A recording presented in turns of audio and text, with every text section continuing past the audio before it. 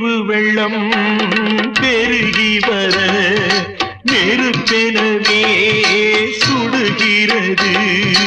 படுக்கை விரித்து போட்டே அதில் முள்ளாய் அவளின் நினைவு.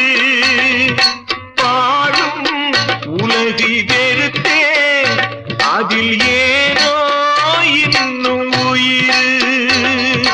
படுக்கை விரித்து போட்டே அதில் முள்ளா